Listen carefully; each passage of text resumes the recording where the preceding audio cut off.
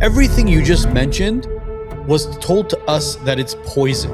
I am the nicotine guy worldwide, and I wish I was in that studio with you to celebrate the amazing health benefits of nicotine. How can the country that spends more money on healthcare in the entire world suck the most at keeping their citizens alive during a pandemic? They don't want to take care of themselves as far as the vitamins, the minerals that they're supposed to be taking, the saline cleanses, and then they begin to blame big pharmacy for not taking care of them. What's the purpose of those chemicals in the tobacco products? Is it to shelf life? Because, I mean, you would think tobacco could last a very long time naturally, right?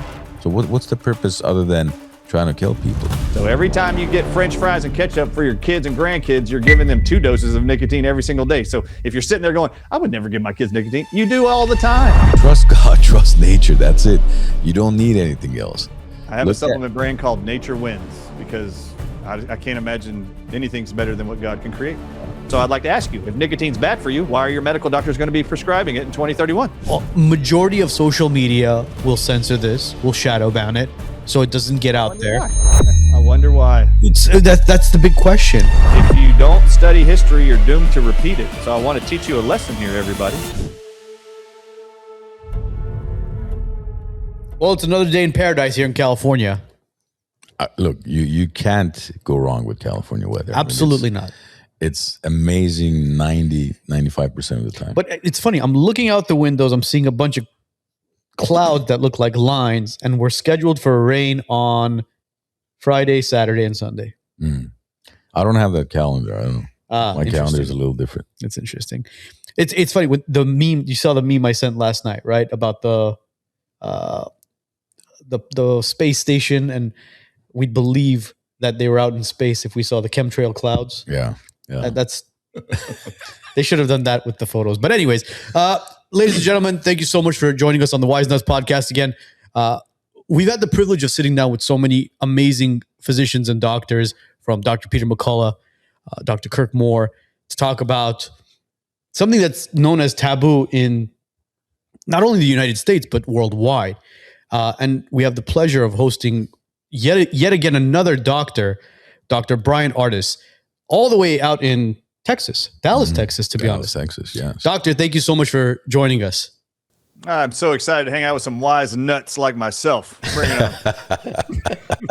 And of all places, we're hosting you from our cigar lounge here in Glendale, California.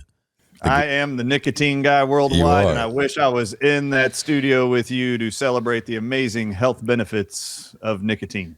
Which is one of the main topics that we would love to cover. But prior to that, Doc, can you give us just a very small background about yourself? Because we know you are retired as of now, but prior to you retiring, what did you practice? Yeah, I'm actually a retired chiropractor, acupuncturist, and nutritionist. I had my own sole practices. The first was from 2004 to 2009. I sold that in Maryville, Tennessee, just south of Knoxville. And anybody in Tennessee watching this is going to go, he still mispronounces it. They call it Murrayville, but it's actually Mary, M-A-R-Y-ville. I sold that in 2009, moved to Dallas, Texas, and opened up Ardis Healing Center, which is my last name, in Frisco, Texas, and had that practice serving thousands of people from 16 different countries around the world for the next 9 years in 2018. And I felt the impression to retire from practice and take the principles I had learned. And I personally specialized in helping people around the world who were struggling with autoimmune diseases to get to the root cause of why they had those symptoms, and then help them alleviate that over a 6 month to 1 year period, which would then free them of their drug slavery, really, to that complex. And when they would find themselves living drug-free, symptom-free, it was the most humbling, honoring thing for my life. It just became very overwhelming, and I'd actually felt impressions that I was to start the process of retiring in about 2014. 2018, I finally sold the practice to a doctor who I'd been training for years in my practice. I had the impression I was to take these same principles that I was helping people with nutritionally and apply that to larger numbers. And I didn't know how that was going to look. I thought it might be a radio show, a TV show, a podcast. I didn't know. And then a year later is when my father-in-law was murdered in a hospital here in Dallas, Texas. The death certificate title of why he died was a complete lie. It was all fraudulent. And that led to 3 months later uncovering a very similar hospital protocol being used in hospitals around the world, actually around America only at the time, using a drug called remdesivir that had the exact same toxic effects as the drugs that were being given to my father-in-law just 3 months earlier, that led to the exact same designated cause of death on his death certificate, which was a lie, which is exactly the same lie pronounced on every COVID-19 death certificate in every hospital in America. They did not die from COVID-19 pneumonia. They died from pulmonary edema, which is drowning the individual in their own fluids, filling their lungs up with water. And they did that through shutting down their kidneys with a drug that suppresses the kidney function called remdesivir, and was already proven before COVID to kill 53% of everybody they gave that drug to in human trials. So I hired a publicist, went into the media in May of 2020, and I've been in the media ever since to make sure as many people as possible got the message that the real concern related to COVID-19 was ever walking through a hospital's front doors and then ending up in an ICU room. That is where the killing fields were. Anyway, this is who I am now, and I have a podcast now called The Dr. Ardis Show. Once a week since COVID started, I've made sure people knew the truth about what is being projected as a narrative about health and every single medical diagnosis you can think of. And then I walk people through medical science research studies proving that God's medicine, which is nature, including plants like the ones inside your cigars and that amazing club, what the plants God made have nutrients that outperform and protect the immune system and health of individuals better than anything man will create in a lab and turn into a prescription drug. So that is what I do. I do it every day and nonstop. I'm now a public speaker. I have a best-selling book around the world now called Moving Beyond the COVID-19 Lies. You can find it on Amazon. It's in Spanish, French. It's now being translated into Polish because every country around the world was lied to. And if you aren't paying attention, Gavi and the elites of the world have already announced the next 10 viral pandemics. And if you fell for the fear propaganda from 2020 to 2023 called COVID-19, and you haven't studied or learned what really happened, you will be a victim again in every one of these 10 named viral pandemics, which includes Marburg virus, Ebola virus, Rift Valley fever, hemorrhagic Congo fever virus. They're all viruses. And if you don't know how they perpetrate this global scheme to get you to bow your knees to the pharmaceutical industry and get a vaccine that they have created, you might want to get my book because it will prepare you and you will have all the answers you need for the future pandemics that they call viruses. So anyway, that's what I do. I'm a public speaker. I travel around the world to medical conventions. I was responsible for finding attorneys for families that had loved ones who were killed in hospitals during COVID. 36 different hospital systems I helped create lawsuits for and did press releases for, testified in state capitol buildings during COVID-19 in almost every state, was asked to testify in the King's Court in Parliament to every crime related to the use of drugs to kill elderly in the UK and call them COVID-19 deaths. It was just a very busy time for me, and it's just been an onslaught nonstop. I want to make sure you know you're safe, you're protected, and I can't wait to spend some time with you guys today and educate the masses that you guys have built trust in. Son of a... What the hell was that, bro? You okay? Yeah, man. Oh, Magadichin, we should call Alex. If you've been injured in a car accident, slip and fall, or work injury, reach out to Magadichin Law today. At Magadichin Law, we maximize your compensation, you get constant client communication, and we win when it matters most. When you're involved in an accident, choosing the right attorney is the most important decision you can make. Let us show you why we're different at Magadichin Law. With 11 attorneys on our team, we're able to go to trial and fight for your case. More important, the pedigree of our firm is customer service, so you always get a call, you always get an update. Lastly, we're results driven. We win. Let us show you how. Call us at 818-530-1300 or bestcaraccidentattorney.com.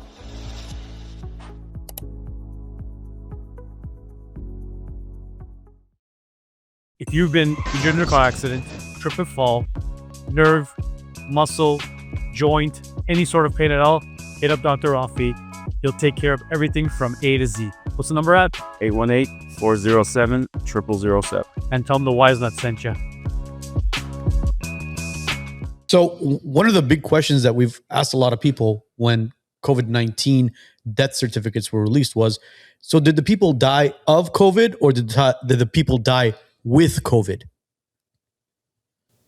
They actually died from the complications of drugs that were being used to treat what they called COVID-19.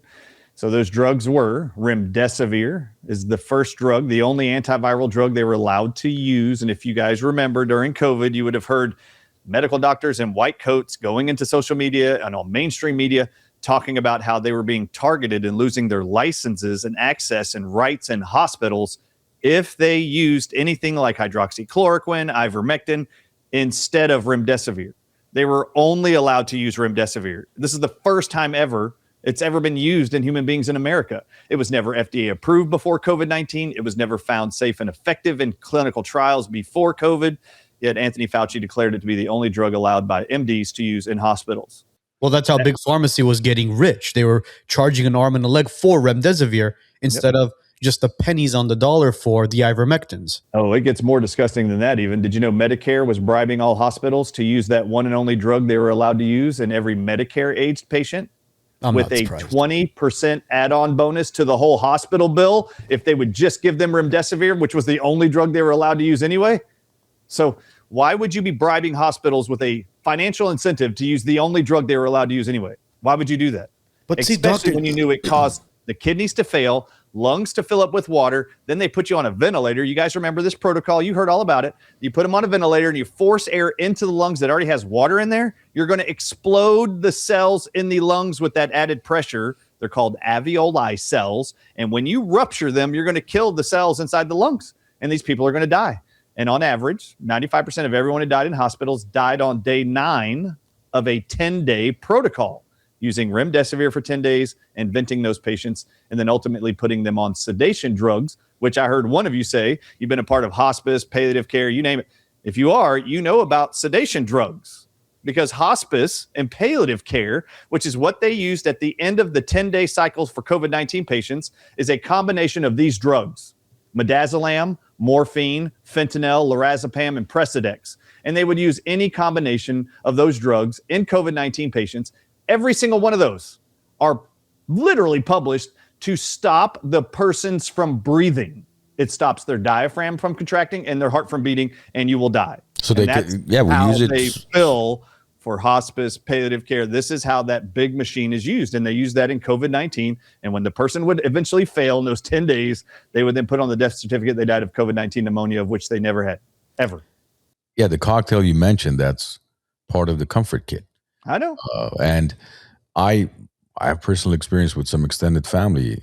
For example, one was my very close friend's mom who ended up at the hospital. And when I had a conversation with the attending physician, he happened to be the chief medical officer of the building as well. I said, why aren't you guys giving her ivermectin and or the monoclonal antibodies or anything other than remdesivir? His response to me was, this is the most expensive drug. It's $3,500 and it's very effective. I said, I don't care about the price. I mean, you don't need to give her the most expensive drug. Give her the most effective one.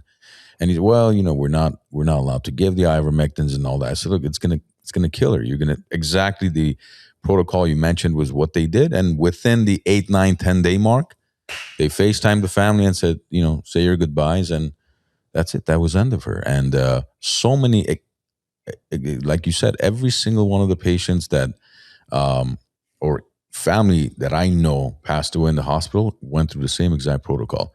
Whereas I personally had zero experience with any of my patients who are the most frail population out there. Not a single one of them died from COVID. And not a single one of them ended up at the hospital. So it's just a big scam that millions and millions of people fell for, if not billions. I mean, billions obviously didn't die from the protocol, but billions were affected by it. And now millions are going to deal with lifelong side effects of, like you mentioned, the jab and everything else that they did to the population out there. Oh, yeah. It was Peter McCullough who mentioned it as well, where he said, if you have any friends or family members that are planning on being doctors, make sure they go into cardiology, because we're going to have a lot of heart issues with all this COVID-19 scarring of the heart, the vaccine scarring of the heart. So he says, just have them prepare for it. Have those young people who are going to be doctors prepare to become cardiologists. Yeah, Peter McCullough and I are very, very close. In fact, we live 20 minutes apart. We traveled every week together during COVID-19, traveling to every state capitol building, rallies, medical conferences, you name it. We're very, very close. And he is right about the heart issue. Go into cardiology. But I actually would not say the same thing. I don't agree with that.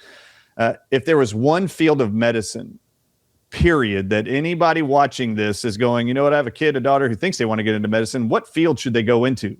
Oh, there's only one. If you want to make sure you will never, ever, ever run out of clients. The World Health Organization, the month after Joe Biden dismissed the emergency of COVID-19 in May of 2023, the very next month, the World Health Organization hires statisticians to come in and find out what was the real impact around the world related to health to the whole globe. Do you know what they published was the most detrimental effects of increases of new diagnoses for a specific disease was worldwide, and it's not related to hearts. Do you know what it is? What is it? Pulmonary or Diabetes. diabetes? Wow. And in fact, the statisticians and the World Health Organization published this report. You can look it up. Mainstream media covered it. The World Health Organization said at the end of COVID-19's era, 500 million people in the world have diabetes right now, 2023. And they said in the next 27 years, by 2050, there will be 1.3 billion diagnosed diabetics in the world. Is that due to the spike proteins or what is that from? Oh, yeah, because the exponential rate increase of new diabetes diagnosis during COVID-19 was skyrocketing more than any other disease process. So if I were you, I wouldn't be looking at cardiology, because I'll just say this. Peter McCullough is right. Right now, if you go follow him and watch any of his Substacks or go to any of his foundation websites, he's learned from me over years. And now he teaches that long COVID, if you have long COVID, what's his first recommendation? Nicotine. I mean, he knows this now. This is absolutely medically proven. Nicotine in 6 days or less will cure anybody's long COVID symptoms, which includes AFib, which includes myocarditis, which includes tachycardia and bradycardia. So if I were you, I would just make sure that the audience is watching this. Here's this. Myocarditis, published by Peter McCullough, Thomas E. Levy, and Jack Wolfson, all of which are 3-decade cardiologists. All are very concerned about the myocarditis issues related to the COVID-19 vaccines worldwide in the young and the old. And they had never even seen a case of myocarditis in their previous 25, 30 years of practice before COVID. Never once did they ever see it. Now it's all over the place, like it's just commonplace. It is not common whatsoever. But I want to say something here. Nicotine, and I have it in my book. I show you the research studies while you and I were locked down, WiseNut fans, while we were all being locked down at home during COVID. In 2021, the United States government actually had researchers go into labs in the United States and induce myocarditis into mammals in 2021 while we're locked down. And then they were paid to do one thing and one thing only. How fast can you give nicotine and reverse all the damage to the heart called myocarditis? And I want everybody to listen to me. If you think you need to get in cardiology to help all these people with myocarditis, it's already been proven around the world. 3 days of nicotine administration via patch, gum, suckets, doesn't matter, will cure even the scarring of myocarditis by day 14. Only 3 days of nicotine cures myocarditis of the heart by day 14. And I show you the slides in my book how they cured myocarditis with 3 days of nicotine. And you didn't need the third most sold drug in the entire world, which Peter McCullough does promote for tachycardia and for AFib. It's called Eliquis. It was the third most sold drug ever in the whole world last year. You don't need Eliquis. You just need nicotine for 3 days, and then you can cure your myocarditis. So for me, I would actually encourage anybody considering or listening to someone say they want to get into medicine, you should go into the field of endocrinology and specialize in diabetes. And you need to buy my book so you can learn how to address 95% of the whole world's population of diabetics are type 2, and 100% of those 95% are curable within 1 year. So I teach you how to do that. So, It's so very the easy. nicotine is you only need to keep the patch or the gum or whatnot for 3 days, or long term you need to use it to prevent from, let's say, from redeveloping the myocarditis or whatever other issues you may have. Yeah, great question. From the research studies, it's 3 days of 7 milligrams nicotine, whether it's gum, mint, patches, to reverse myocarditis issues of any kind, symptoms, and damage to the heart muscle itself. With biopsy confirmed slides, by day 14, the heart is completely cured, which is 3 days of nicotine. Because I've never ever in my life heard of anything being remotely cured, or 72 hours, 3 days, or even months, and months even. Most things you can stop from progressing, right? Whereas you're saying you reverse it and completely cure it in 3 days. I mean, that's astonishing. Well, this isn't a man-made medicine. This is from Mother Nature itself. I understand, but the fact that let's say your body, your heart is able to do that in a matter of 3 days and reverse it, just Isn't it amazing? And I have the biopsy slides to show you all the plaque, lesion, scarring on the heart completely reversed by day 14. And obviously, Now, Big my question Pharma's for you not would be going this. to. Why would our government be funding research studies about myocarditis and reversing it with nicotine while we're locked down at home? yeah, because They were inducing the myocarditis with their own virus called the Coxsackie virus. They would just inject it, knowing it would cause myocarditis in the animals, and then give them 3 days of nicotine and prove that within 14 days you could reverse all the damage. Oh, why do you want to know that? Why would you want to know that during COVID? Why the urgency to bring them out of their home during lockdown, these researchers, to figure this out? It's pretty crazy. Did you know in 2021 also, our government was paying researchers in America to induce glioblastoma tumor formation using king cobra venom and conotoxin venom from cone snails in the ocean during COVID? And they could create a glioblastoma tumor in less than 72 hours. And then they gave intravenous nicotine and shrunk the glioblastoma by half in 72 hours. Then the researchers were told to cancel the study. Through snake venom. Oh, it was cobra toxin and cone snail venom that they were being paid to inject into animals and create turbo cancers of the brain and then reverse it. See how fast it would reverse with nicotine. Wow. Oh, I have the slides of the glioblastomas being shrunk and grown in 72 hours from snake venom and then reversed with nicotine in 3 days. so should nicotine be used as a prophylactic at this point, or I mean? Amen. In fact, there are researchers and oncologists or cancer doctors in Spain, in South America and Mexico who are now using nicotine intravenously and topically to help people cure themselves of cancer based on the research I've been sharing. Now, I didn't do the research. I'm just sharing the research with all these people, and they're finally getting to see the power of nature that is found inside tobacco. And let's just clear this up for everybody. You're in a cigar club, so if you're watching this, you're okay watching a cigar club. But if you're not okay with tobacco, I just want to say something here. Most people don't know this. I had to learn this over the last 5 years. Tobacco has the highest amount of nicotine, which is actually a nutrient in that plant called tobacco. Nicotine is not only found in tobacco, though, and it's actually found in the majority of the vegetables you eat every week. You just didn't know that. So I hope you're not sitting there going, I would never, ever, ever consume nicotine. You do every day. You just didn't know it. So did you know that tobacco plant, I'm talking to you at home, the tobacco plant is a part of a category of plants in a plant family called nightshade vegetables? Did you know that? So did you know that tobacco is the highest containing nicotine plant on Earth? The second highest containing nicotine plant on the entire planet is eggplants. Eggplants. Number three highest nicotine containing plant on Earth is red tomatoes. Wow. The fourth highest containing nicotine plant on Earth is white potatoes. So every time you get French fries and ketchup for your kids and grandkids, you're giving them 2 doses of nicotine every single day. So if you're sitting there going, I would never give my kids nicotine, you do all the time. If you're eating potato chips, you're eating nicotine every day. Yes, you do. If you eat eggplant salad, you love nicotine. You just didn't know it. If you like BLTs, you're getting nicotine. You just didn't know it. And every cell in the human body, I've had to learn over the last 5 years, brain, heart, your heart cells called cardiomyocytes, your pancreas cells called beta cells that produce insulin. Did you know all these cells in your body, your kidneys, liver, everywhere, your skin included, all have nicotine receptors on them that have to have nicotine to turn them on to get them to function normally? Did you know you can use interesting. nicotine to reverse AFib in 5 minutes? AFib, atrial fibrillation, reversed in 5 minutes with nicotine because the cardiomyocytes in the heart need nicotine to function and fire normally. So the And if doctor, they don't fire. Doctor, what about when people talk about smoking causing heart issues and heart failure? Because obviously you look at all these boxes of cigarettes that they sell, it says contains nicotine, is a very addictive and harmful drug. Well, it says tobacco products may cause tobacco cancer and so well, on it and also so forth. says contains nicotine, which is a highly addictive drug.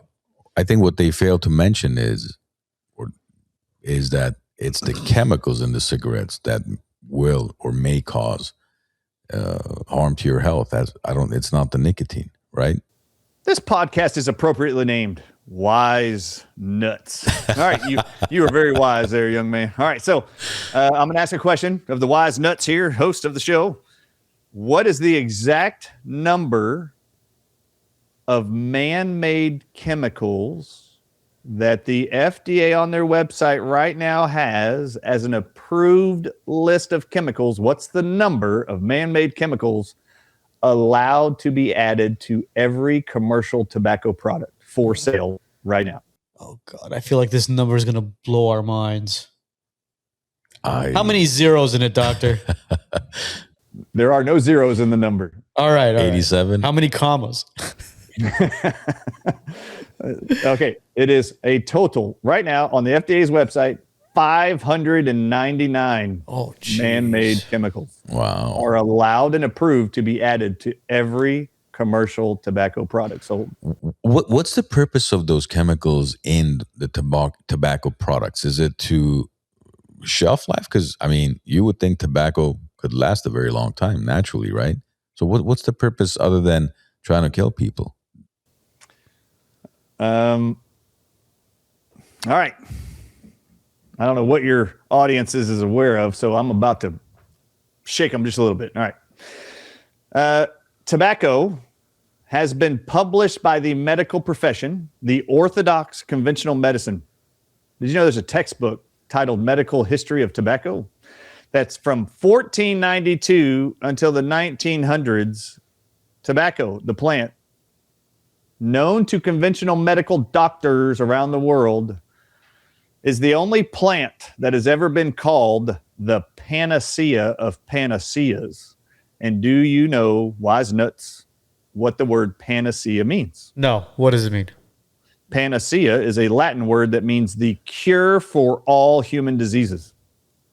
Wow. Did you know that the tobacco plant is the only plant known to medicine to be the panacea of panaceas for 500 years leading up until the Flexner Report in 1910?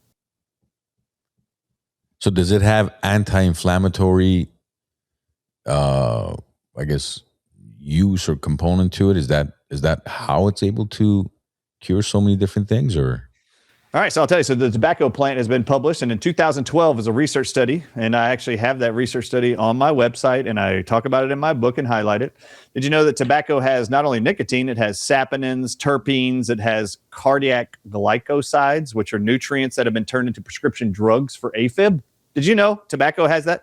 All right. Did you know that it's anti-inflammatory, more anti-inflammatory than prednisone and hydrocortisone, which means it reverses pain, kills pain, reverses pain anywhere in the entire body? Did you know that the conventional medical doctors have known for years that tobacco cures all cancers?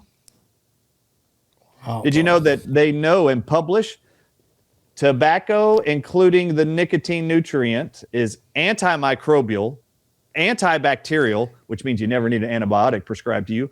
Number 3, it is antifungal, meaning you don't need diflucan or tough-actin tenactin anymore for fungal infections. Did you know it's also published to be antiviral, which means you don't need a vaccine for any damn virus ever in your life, and you definitely don't need Tamiflu because tobacco is a known cure for all viruses. Did you know it's also anti-parasitic? It's anti-helminthic, which means you never ever need ivermectin, never ever need fenbendazole or amendazole. You don't need any of those because tobacco is a known anti-parasitic. And did you know it protects the nervous system from developing Alzheimer's, Parkinson's, and MS, and it's published to do that by medical research? Nicotine in tobacco alone Did you know it's been proven and published to cure mild cognitive impairment, which you all call early onset dementia and Alzheimer's? Did you know it's proven to cure that in 6 months or less? Nicotine alone, all by itself, which then starts to help you understand why it is the pharmaceutical industry hates that plant called tobacco. It's been known for 500 years to cure almost every disease known to man. It's even known to cure tetanus that everyone in America is told you need a shot for every 10 years. No, you don't. Tobacco has nicotine that actually prevents tetanus bacteria from actually getting to the brain and causing death and illness. It does it all by itself. Well, that stands in the way of vaccine narratives for you.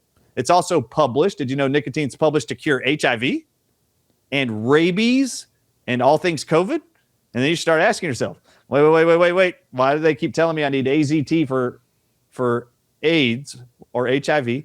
Why do they keep telling us our dogs and animals and humans need a rabies vaccine if nicotine is known to be a cure for rabies, which it is?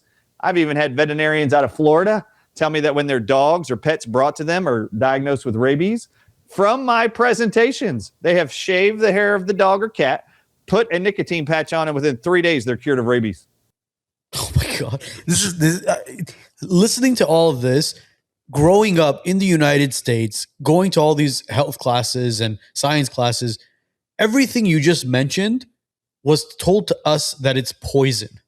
The nicotines, the tobaccos. Yet sugar, on the other hand, was totally fine for us because sugar and big pharma together play hand in hand. Well, it's on the food pyramid. Oh, so is that what it is? We gotta follow the food pyramid, right? That's what it is.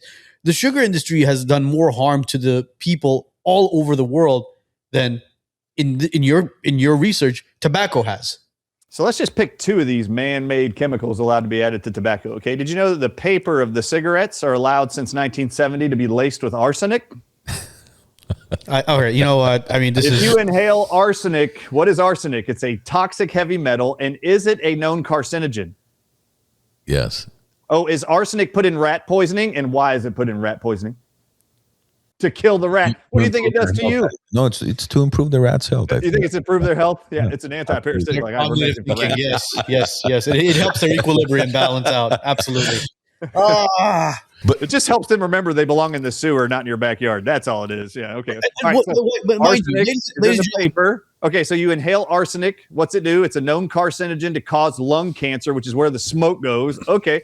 Do you know that the next thing that I've picked up in this 599 list, I couldn't believe they allow sugar, glucose, to be added to the tobacco leaf. Okay. Can anybody tell me if arsenic's going into your lungs to create cancer formation? Does sugar, following the arsenic, does sugar help you kill cancer or speed up the development of cancer? Oh yeah, it's gonna feed it like it's feeding a dog that hasn't ate for God knows how long. So I just want y'all to know, Harvard published a study in 2016, and I cover it in chapter 13 of my book. Chapter 13 of my book, this is what it looks like. Chapter 13 is titled "Just in the Nicotine of Time."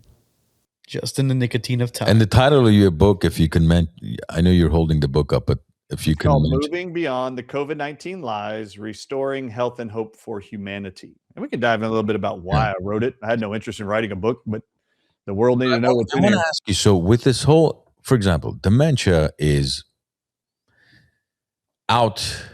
it's out killing cancer almost, pretty much. Alzheimer's dementia, right? It's becoming the number one cause for deaths, especially in seniors. So what you're telling me is, for example, if I went to different assisted living facilities and I did, let's say, some type of just internal clinical trial where I said, okay, majority of obviously residents at assisted livings do have some sort of, at some level of Alzheimer's dementia. If I said, okay, guys, we're going to take 100 of these residents and we're going to put let's say 7 milligram nicotine patch on them.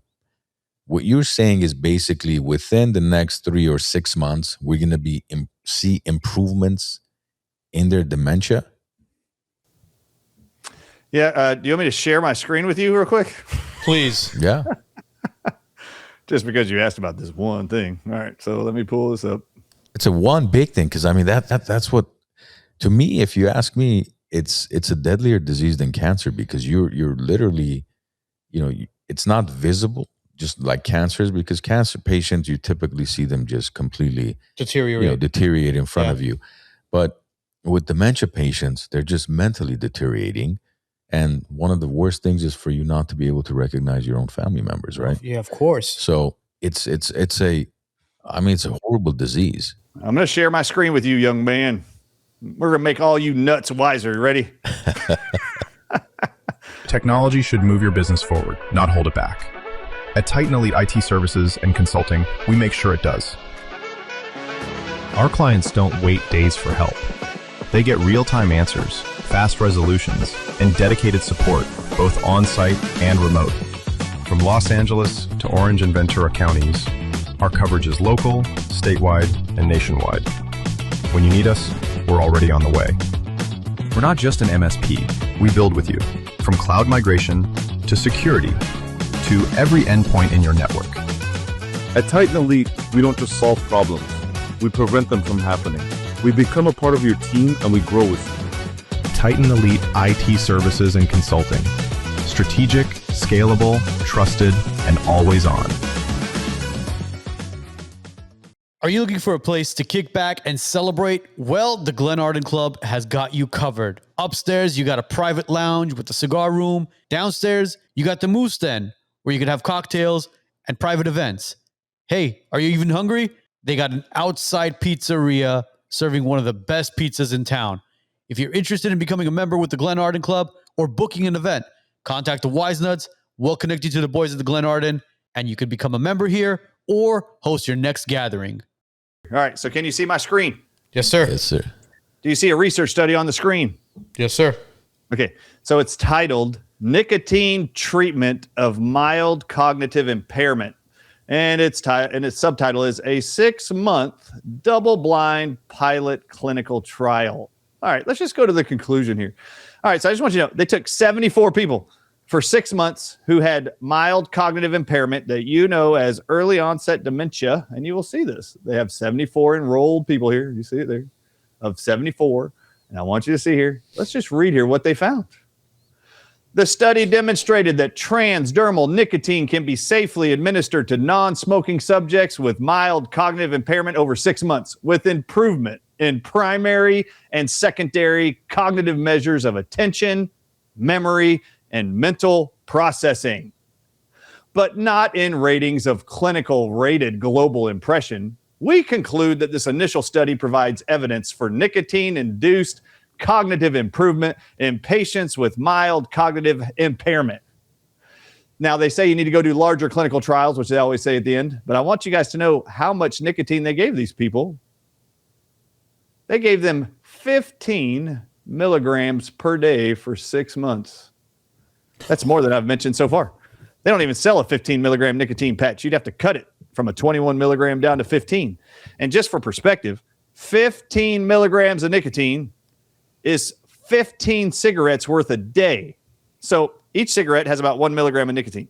They put 15 cigarettes worth of nicotine in a patch on people who had never used tobacco before. And within 6 months, they saw every measurement of cognitive impairment improve, primary and secondary. And then they asked them, I'll stop sharing here. After this was completed, they waited 6 months to follow up with these people. And guess what they discovered? That not a single one of them had any withdrawal symptoms whatsoever when they stopped the super addictive nicotine products after 6 months. Not a single participant had a single withdrawal symptoms. No headaches, no shakes, no chills, no fevers, no tremors. And then they asked them 6 months later, did any of you ever go buy more nicotine or think you needed to go back on nicotine patches? And not a single participant reported that any of them even thought about going and getting nicotine patches. Now, I'd like to ask all the wise nuts out there, if I did a research study for mild cognitive impairment for 6 months with heroin naive people who have never used heroin, and I gave them any amount of heroin for 6 months, do you think any of them, when I stop at cold turkey on the 6 month mark, do you think any of them would have tremors, headaches, shakes, chills, night sweats as withdrawal symptoms to the addictive nature of heroin or cocaine? Use any other scenario. After Absolutely. 6 minutes, Absolutely. they would have it. You don't need 6 months. You need 6 minutes. Bro, it takes one shot of heroin and that's it. You're cooked. Yeah. You're done. So I want to explain something to people. Harvard published a study in 2016, and I wrote about it in my book. I showed the study, highlight the study and its findings.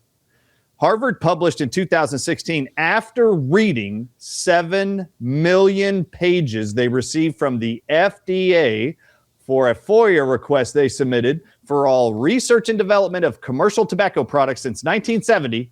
And if you haven't read those 7 million pages, you do not know as much as Harvard does about tobacco production.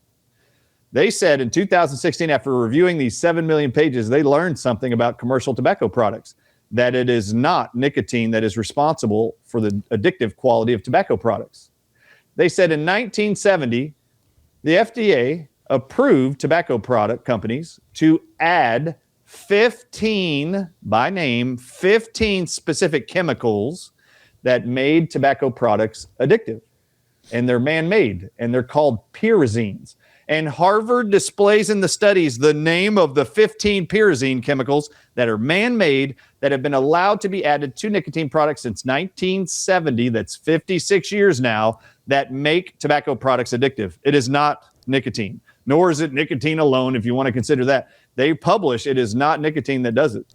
It's 15 man-made chemicals on top of, or a part of, the list of 599 chemicals they display in the research study the FDA has as a list of added chemicals allowed to be given to tobacco products.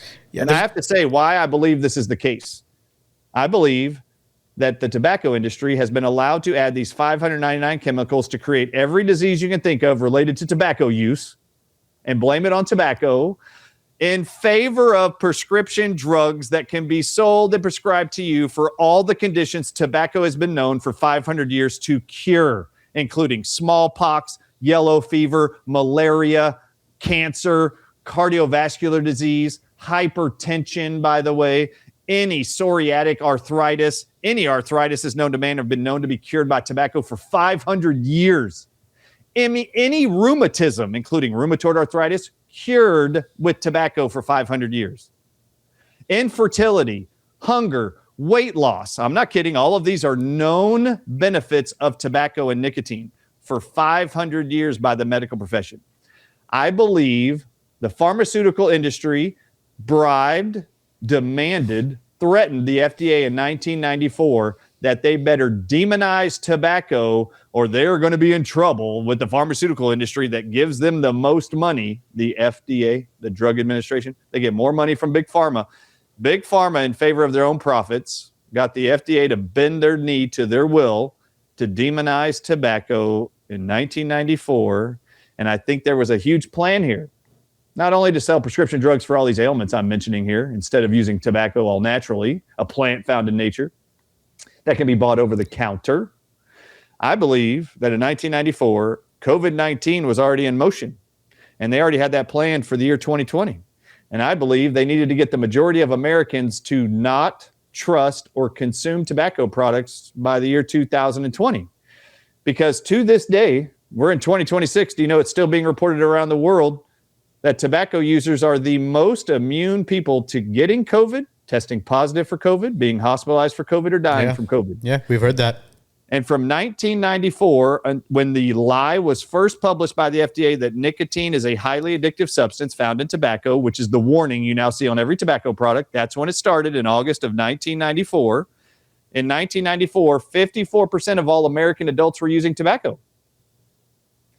So by 2020, it went down to 11% of American adults were on tobacco. So now you have 90% of the population of America, who, by the way, were the most to fall ill to the fear propaganda of COVID and get the vaccines, get remdesivir pumped into their veins in hospitals, because 90% of Americans were no longer using the one plant you were told by mainstream medicine for 500 years was the cure for all diseases. And it is a cure for all things COVID. Because, I'm sure you've heard this. We're Armenian, but our grandparents are from Iran. And I remember my grandfather always talked about how back in the old country, a lot of the men, even the women, but a lot of the men especially, would sniff tutun, which is tobacco. Yeah, or they would smoke the shisha with the tobacco. And if you look back, back then, when did you ever hear of anybody dying from cancer or dementia or any of these modern day diseases. Well, it was a cleaner form of smoking. That's what it was. When you look at all these old Western movies and you see the cowboy on his horse taking out a pack of tobacco, rolling up his own little cigarette Yeah. and lighting it up, the only thing he's smoking in there is tobacco. I mean, the doctor clearly said that. How many types of chemicals was it? 500 and something. 599. Yeah, types of chemicals are inside that cigarette. Mind you, a lot of people have said that smoking it's the act of smoking. You know, taking it out of your pack, putting it in your mouth, lighting it up, taking a couple puffs. It becomes easy.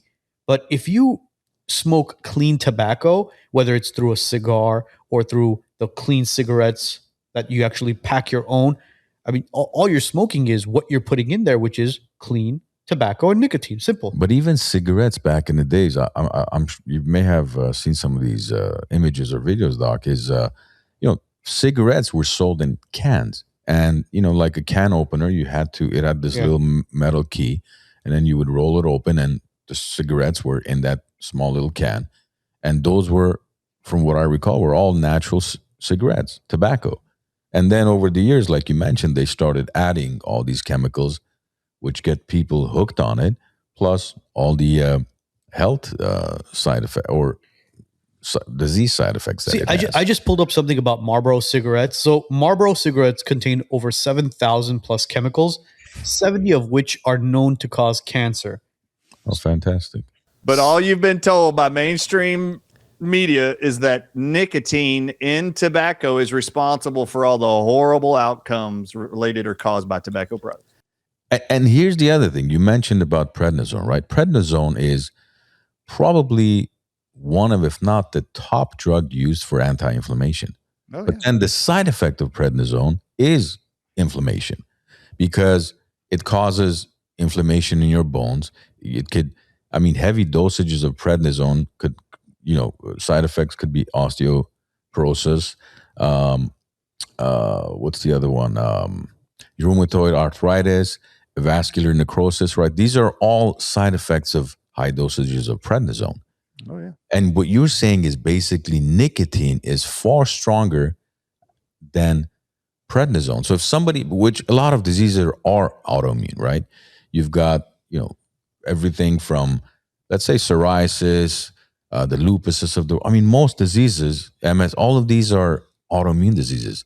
So all these patients, if they would simply get on some type of nicotine regimen, would see improvement, if not basically a cure for their autoimmune disease. Yeah, I can tell you, I've used tobacco and I've used isolated nicotine in various ways to improve the health of people all around the world, in my family, in myself, you name it. So what are some of the ways you can use tobacco? So me and my wife order here organic Virginia Flu tobacco leaves. So we have organic tobacco, Virginia Flu is what it's called. Mm-hmm. So we carry a box here, and then every Sunday we'll actually boil 3 of those tobacco leaves, which are really big, and we'll put it in like half a gallon of water. We'll boil it for 10 minutes, and then we will steep it with the leaves inside of it for 10 minutes. And then we take that, we strain out the leaves after 10 minutes of steeping it. Then we put that big mason jar into the fridge. And then we will use it for foot soaks during the week and scalp treatments. I'm not joking. And it's incredible what it does for supporting cognitive function, heart function, skin health, hair growth. I'm not joking. It's pretty amazing. So this is some of the ways we use it. Then we have what's called tobacco salve, which is taking extracts of tobacco with beeswax and lanolin, and we put those together in a mixture, and then we will use those topically to actually cure corns, moles, warts. It's amazing dermatological cure. Eczema, hives, you name it. This sounds like the Windex from the Big Fat Greek Wedding. Gum we use. Yep. Yeah, it does. It literally sounds like put some Windex on it. And my concern, with especially social media today, you can't scroll through without somebody trying to sell you something. Whether it's soak your feet in this concoction of salt and this and that, drink water every morning with some apple cider vinegar, some cayenne pepper. And I think, unfortunately, people, and most people probably even watching this are going to be like, okay, here's another, another fad, another keto diet, another Atkins diet, another whatever, another this protocol. And how would you I guess, answer the question of even me myself, right? I'm scrolling and I see, for example, don't buy these brand of yoga pants anymore or jeans because it contains microplastics. Buy this brand. You're like, okay, well, you're promoting your own brand. Or don't drink this water out of this glass, drink it out of that glass because that one contains I think people are literally, I myself even, like, especially we have young kids, right?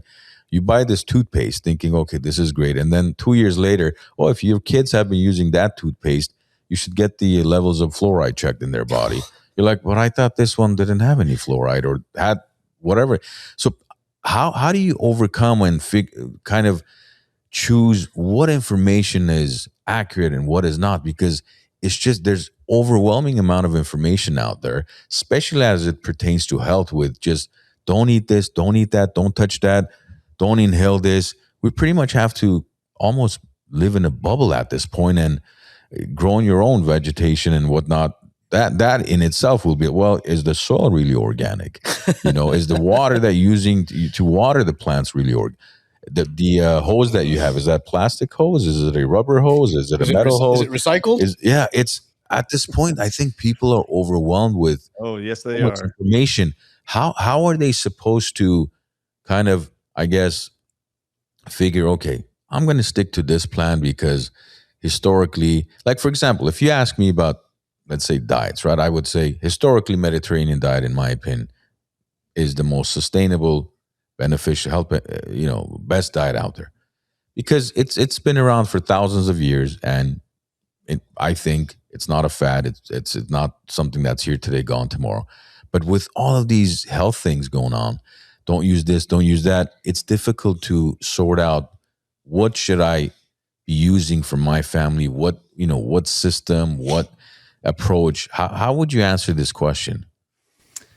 Yeah, this is a big task because there's information warfare is what I'll call it. You're just being fire hosed all day long with multiple sources of information, more than ever before, with social media now being in our lives. And it's very hard to navigate that stuff. All right, so when it comes to understanding health, if this is something important to you, and as you're seeing so much health stuff being promoted, either supplements, medications, GLP-1 drugs for weight loss and being beautiful, whatever, as you're seeing all this stuff being thrown at you, I just want to tell you where you should start. Okay, I was raised in a very medically minded home, very traditional American home. I got vaccines till I was 8 years old. There weren't vaccines after I was 8, so it was done. That was 1984. So I have never vaccinated any of my 5 kids. 4 of them are adults now, totally healthy, no medical diagnosis or diseases. I have actually navigated that water, but I did not decide to not vaccinate my kids until I spent 6 months researching the CDC.gov's website and PubMed.gov's website, looking at all failed vaccine trials and then the risks associated with all those vaccines. And then I just decided, well, this crap doesn't work anywhere, and it just causes risks more than it provides any benefits. So why would I do it? For example, all flu vaccines, just so you know where to start. Health, if health is important to you and you're watching stuff related to health, it's coming up on your social media feeds, doesn't matter where it is. Health is 100% of the time based on this principle. Ready? Your health is completely determined by the toxic external environment you live in and the toxic internal environment in your body. And if that is the case, the more toxic your external environment in your home, in your work, in your car, that you're exposing yourself to toxins that are now coming into your body, you're going to be sicker. So how do you start with improving your health, and where do you start to trust information? Number one, stop poisoning yourself. So if you want to reduce the likelihood of becoming poisoned, you need to start looking at what are poisons. And where do we get poisons from primarily? 4 years ago, I launched a health conference series that's globally known now called Healing for the Ages. The first entire conference for three days, you guys, was how to clean your water. And it was just to get toxins out of your water so that you can put healthy, pure water into your body, which makes up 70 to 80% of your entire body's weight. So what you put into your body matters. So we're going to teach you how to clean and provide the most healthy water to your body that the body needs. Immediately, the person's going to realize, well, what am I putting into my body as fluids? Is it Kool-Aid alcohol, Dr. Pepper, Coca-Cola, Gatorade. What am I drinking that's not water? Okay, great. You should go back to the basics and make sure you're putting in healthy water. That's where I would start, is what are you putting into your body? Well, don't add poisons and toxins to your body. Just so you know, sodas, Gatorade has 40 grams of sugar. That's 40 capsules of sugar. Sugar causes inflammation and disease and cancer. Why would you add more to your body if you're trying to stay healthy? Why don't you just put water in there? All of life, plants and animals included in the whole world, except for you as a human, have been conditioned you need to drink something other than water that tastes different than water. But all of life, deer, elk, caterpillars, butterflies, it doesn't matter. They all just drink water. Human beings drink everything but water. You might want to go back to drinking water. So these are some of the basics we introduce to people. So stop poisoning yourself with vaccines. You don't need them. They don't work. I'll give you an example. For lifetime, for all of you out there listening right now, flu vaccines have been around the longest. In fact, in America, before COVID, all of us have been told from the time we are born in America, starting at 6 months old, every American from the time you're born on this soil, at 6 months, you get your first flu shot. Then you are told that every year for the rest of your life until you're buried in this same soil you were born on, you have to get a flu shot every year that you're alive in America. Okay. Did you know when you look at any statistics, any research ever compiled on the efficacy of flu vaccines preventing the flu, do you know what its success rate is? Lifetime, you two. Do you know what the lifetime efficacy rate where they've been able to prove it worked to prevent the flu? Lifetime. Do you know what that number is? Is it less than 5%? Yes. I was going to say 4%. It is 4% exactly, you wise nut. It is 4%. You were right.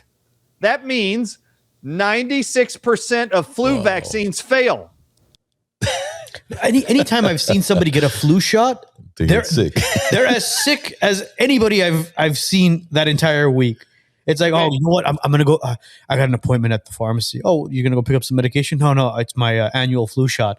And then all of a sudden, the guy's MIA for a week. I call him like, what's up? Oh, man, I was as sick as a dog. Why? I don't know, man. I think I got the flu. Well, didn't you get the flu shot?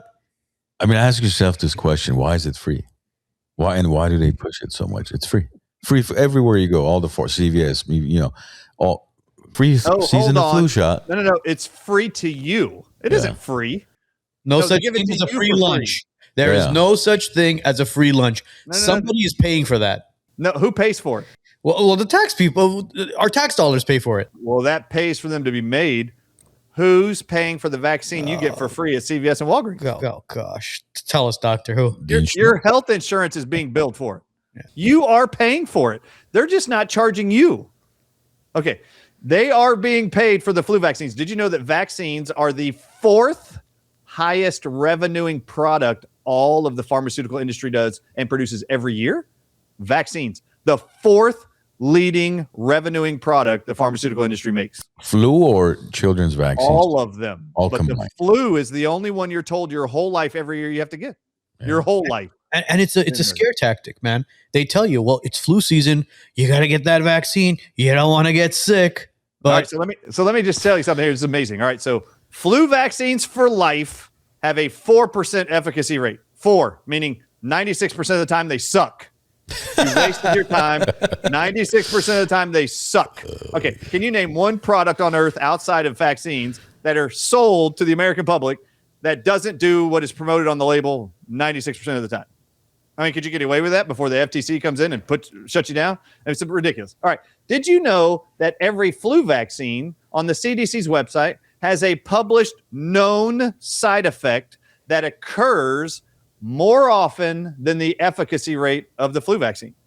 6% of all flu vaccines will create a neurological disorder in the recipient. And do you know what that neurological disorder is called?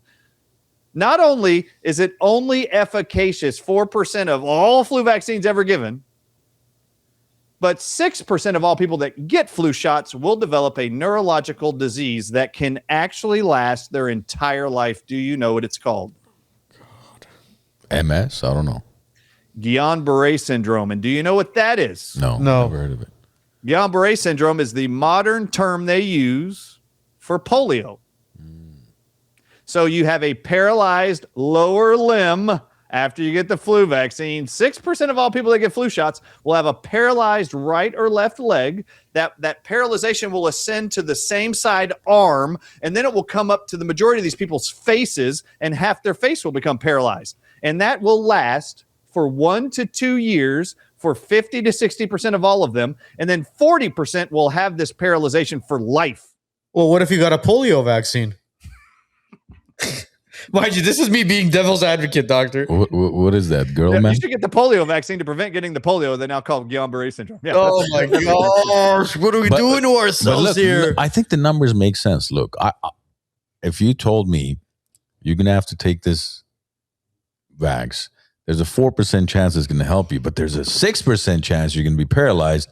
I think the math makes sense. What do you think? No? Absolutely, yeah. No? It's like, hey, 4% listen. of you will not get the flu, but 6% of you won't be able to walk or work for the next 2 years. You won't get the flu. Yeah, you won't get the flu. Yeah, you won't get influenza. That your body let's talk about another stat, all of you out there. Okay. 4% chance that you won't get it. So no, that's listen, we talked about this a couple of weeks ago when we talked about the nasal flush, right? When Dr. Peter McCullough was on with us. yes. Doc, when Dr. McCullough was sitting with us, he talked about a saline nasal cleanse that he does anytime he's in a conference or in an airplane or in an environment where he doesn't know if the people are sick around him. I've been doing that for the past year and a half, ever since Dr. Peter McCullough mentioned it. Knock on wood, and there's plenty of wood here. I've yet to get sick. And I was telling my wife about this, who's in healthcare. I told her, I said, anytime you're feeling something, just do a saline nasal cleanse. Just do a saline nasal cleanse. And it's been working. Yeah. But people rather go the easier, quote unquote, easier route and just go get a shot. Just like these GLP-1s and Ozempics, a shot and you're done. But it's like nobody wants to take care of themselves anymore. They don't want to eat right. They don't want to take care of themselves as far as the vitamins, the minerals that they're supposed to be taking, the saline cleanses, and then they begin to blame big pharmacy for not taking care of them. Some doctors treat pain, others help you understand it. Dr. Rafi Garegian has dedicated his career to helping people live stronger, healthier, and more aware of their bodies. His approach goes beyond quick fixes. It's about rebuilding movement, discipline, and mindset. A true professional who's changing the way people think about health and recovery. Presented by the WiseNuts Podcast, highlighting leaders who make a difference. When you're involved in an accident, choosing the right attorney is the most important decision you can make. Let us show you why we're different at Megridici Law. With 11 attorneys on our team, we're able to go to trial and fight for your case. More important, the pedigree of our firm is customer service, so you always get a call, you always get an update. Lastly, we're results driven. We win. Let us show you how. Call us at 818-530-1300 or bestcaraccidentattorney.com.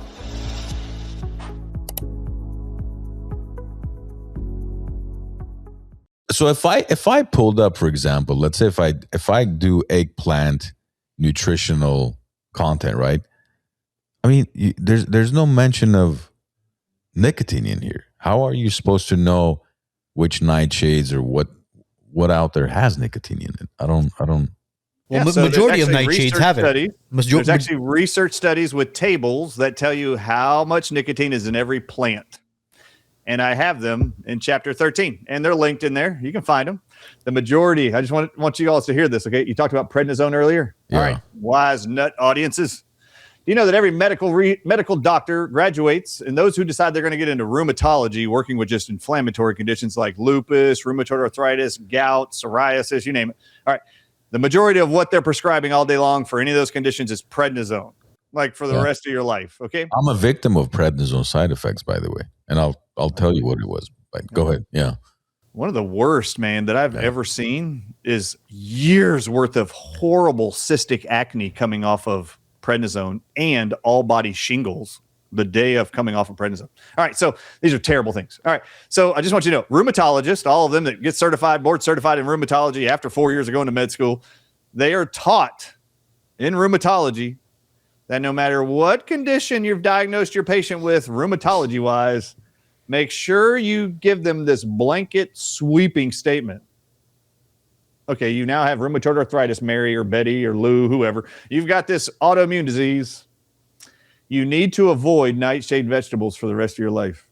Yes. I've heard that many times. I just need y'all know, nightshade vegetables is the highest containing nicotine plant family on earth, and nicotine is anti-inflammatory, more potent and safe than prednisone. This is why you're told to avoid plants in favor of drugs. If the doctor told you to make sure you consume 4 to 5 servings of nightshade vegetables every week, now that you have psoriatic arthritis, their symptoms would go away over time. And then they would not need prescriptions for prednisone, hydrocortisone, Plaquenil, methotrexate, which is what they give to all you autoimmune patients. You won't need chemotherapy called methotrexate. You won't need hydroxychloroquine called Plaquenil, which is actually an anti-parasitic. Most of you with autoimmune diseases have parasites, by the way, and tobacco and nicotine's anti-parasitic, which is why many of you are given an anti-parasitic drug for your arthritis called Plaquenil. That's hydroxychloroquine. I mean, it's what you're taking. It's an anti-parasitic. Anyway, if how you're about not being kids taught how to use it appropriately to get rid of your parasites, they're just giving you a little bit to reduce your pain. If they knew why, man, it'd be a whole different game changer for the rheumatology industry.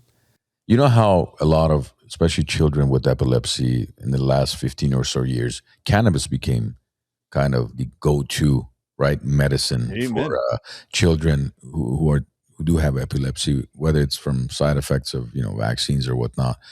How does nicotine have a higher anti-inflammatory ability more than cannabis does? And if so, does that mean that, for example, children who are using, let's say, CBD and whatnot for epilepsy could add nicotine and maybe eventually even replace cannabis with nicotine? Or yeah, it's a very good point. So every nervous cell in your brain, every nerve cell, it's called a neuron. It has cannabis receptors right next to the nicotine receptors. Every cell has cannabis and nicotine receptors. So there is a truth. It is published. They actually they require you to put this on there. Anybody using a nicotine product, nicotine patches or gum, they'll tell you on the label. If you have epileptic seizures or suffer from seizures, you probably shouldn't use this product. Nicotine stimulates the nervous system. It's a stimulant. So they usually will tell you to avoid stimulants with a hypersensitive condition like seizures. I will tell you, though, I haven't found a single person during COVID, after COVID, at all. If they're using a clean, organic source of nicotine or tobacco, their seizures improve. They don't have more seizures. They actually go away or reduce in frequency within the first month of using it. So you can use it, but I will tell you, to this day, I am still more convinced that cannabinoids are more beneficial. And what I would use for my grandchildren if they had seizures, my children if they had seizures, I would go to cannabis first before I'd go to tobacco. Personally, that's just me. If I was looking for something to use, it would be cannabis first. CBD is where I would go. THC, I would even go to. And there are clinics in Colorado, for example, 10 years ago in practice. If somebody came to me with a lot of grand mal seizures daily, I actually told the family they should move to Colorado. And then I would tell them which clinics to go to. And within months, most of them saw relief completely of their children or adults' seizures just using that amazing plant. Colorado was saved. The state of Colorado was saved by the cannabis industry. They legalized cannabis because that state was practically going bankrupt. And legalizing cannabis and taxing it and helping all of its citizens with THC and the CBD, I mean, helped that state bounce back economically. Mm-hmm. And that proves that there are benefits to cannabis because people were using it and were returning customers. Listen, I'd rather be a consumer or a customer of cannabis than Big Pharma. I mean, absolutely. It's another plant, just like tobacco, right? It's a plant.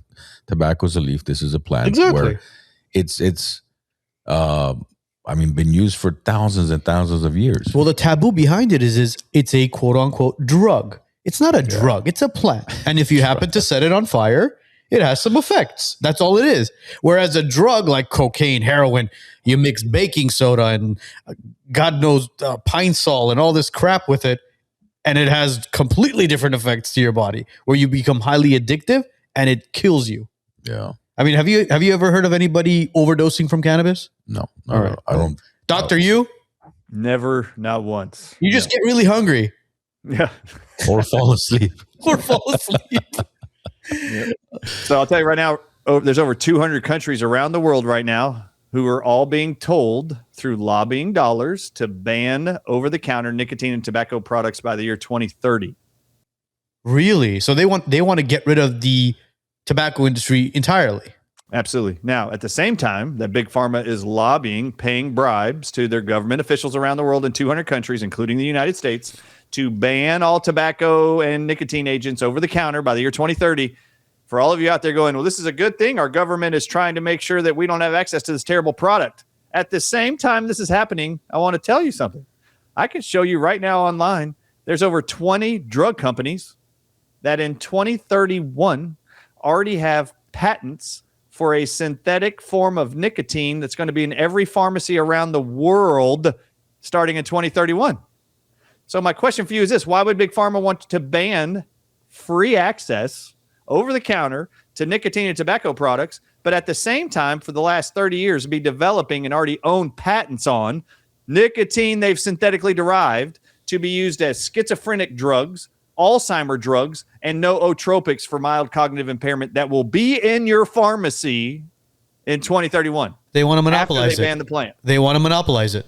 Oh, they want to own it, and they want to charge you whatever the hell they want because they know how good it works, better than anything they have in medicine right now. So if you don't study history, you're doomed to repeat it. So let me explain to you the history you may not know, but I walk you through in the book. Have you guys ever heard of a drug being prescribed worldwide right now called Coumadin? Yes. It has a brand name, warfarin. And there's another type of drug that's very similar called heparin. Mm-hmm. What is heparin and warfarin, which is Coumadin? What is Coumadin and warfarin used for, and heparin? What's it used for? Do you know? It was for, was it a blood thinner? It is a blood thinner Right, to yeah, prevent blood clots in people who are having strokes or have blood clots already, and it helped break down those blood you clots. got to do lab tests very frequently. I forget the frequency to make sure, your dosage is okay for you to take. It needs to be adjusted accordingly. Am I correct? If your blood gets too thin, you'll have a stroke. If it gets too thick, you'll have a clot and stroke. So they do a test medically every few months called a prothrombin time test. They want to know how fast is the blood clotting or not able to clot based on how much Coumadin, warfarin, or heparin you're on. Very safe. Very safe.